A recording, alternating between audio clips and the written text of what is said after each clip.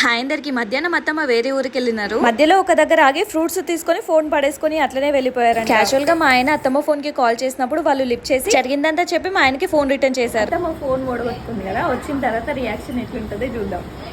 అంటే ఆ fruit shop లో పెట్టుకొని ఫ్రూట్స్ కొనుక్కొని ఫోన్ అక్కడనే మర్చిపోయి వెళ్ళిపోయిందట. ఇద్దరు పోతే నడుచుకుంటూనే వస్తారు. నానమ్మ నడిచేది, అత్తమ్మ నడిచేది, ఇద్దరు నడుచుకుంటూనే వస్తారు.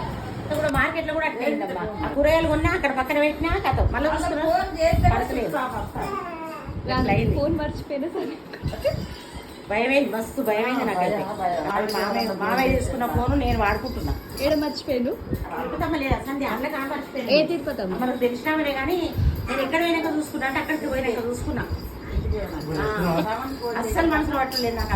అక్కడ 10 నిమిషాలు 10 నిమిషాలు ఆకుంటూ వచ్చేసి ఉండదే లేదు. ఉండబుద్ధే కాలే. చేయమన్నాడు తెలుసా, మమ్మీకి ఫోన్ చేసినావా అని అన్నాడు. చేయలే ఎందుకు అంటే ఫోన్ మర్చిపోయిందట అని అన్నాడు. అస్సలు మనసులో పట్టుడే లేదు నాకైతే.